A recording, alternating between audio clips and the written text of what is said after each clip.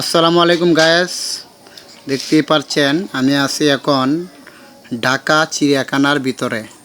আপনাদেরকে দেখানোর চেষ্টা করতেছি। দেখেন কত সুন্দর সুন্দর প্রাণী এখানে বন্দি। দেখেন বাস্তবে দেখার মজা আলাদা। যারা ইউটিউবে দেখেন এটাই ভিন্ন, আর বাস্তবে দেখাটাই ভিন্ন। দেখেন আমার এই সব দেখে আমার খুব ভালো লাগছে। আপনাদেরকে সব কিছু দেখাবো এখানে। দেখেন এটির নাম জানি না আমি, যেটি আপনাকে দেখাচ্ছি।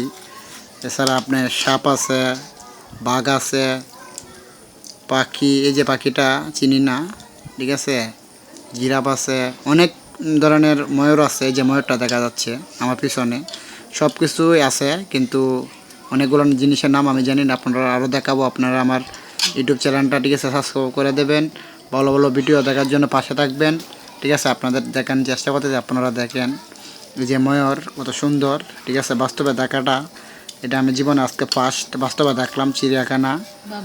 দেখেন আর একটা বগলার মতন, এটা কি কত সুন্দর হাতটা দেখছেন, কত সুন্দর, খুব মানে ভালো লাগে দেখলে। এই যে দেখেন দুইটা, ঠিক আছে, কত সুন্দর জিনিস, ঠিক আছে। যার একটা দেখা যায় কালো, ঠিক আছে, বেড়ার মতন, এটা কি জানি, এটা বিশাল বড়, অনেক দূর থেকে ভিডিওটা, তাই দেখা যাচ্ছে না, কাছে এনে দেখানোর চেষ্টা করছি। দেখেন কত সুন্দর জিনিস, আসলেই মানে খুব ভালো লাগলো। যে এখানে দেখা যাচ্ছে অনেকগুলা জিরাফ না কি বলে এটির নাম, বিশাল বড় বড়, তার মানে দেখেন শুয়ে রয়েছে এখানে, যে দাঁড়ায় রয়েছে, কত সুন্দর জিনিসগুলা। চিড়িয়াখানা যে এত সুন্দর জিনিসগুলো আছে।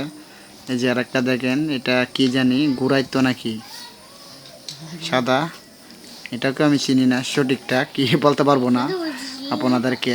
যারা ভিডিওটা দেখছেন তাদের সকলকে আমার পক্ষ থেকে ধন্যবাদ। দেখেন এই যে কত সুন্দর, আরও দেখেন এই যে এখানে যে পানিতে দেখা যাচ্ছে, এটা হলো কি জানি কয়, শিশু নাকি পানির ভিতরে থাকে, জানতে যে বাসবো। দেখেন অনেকটা দূরে আমি, তাই ভিডিওটা জুম করে আসে না, ঠিক আছে। এই যে এখানে আমাদের বানর মামা কি না, এটা কি বলে, হাইনা না বানর, দেখেন কি করে। এই যে দেখেন অযোগ্য সাপ, আপনাদেরকে সেভ করে উঠু দেখাচ্ছি, তো সবগুলো দেখতে পারেন। এই যে দেখেন অযোগ্য সাপ, ঠিক আছে, গরম তো অতিরিক্ত, এই কারণে শুয়ে রয়েছে। এই যে দেখেন সাপগুলা শুয়ে রয়েছে। বাস্তবে দেখাটাই মজা আলাদা।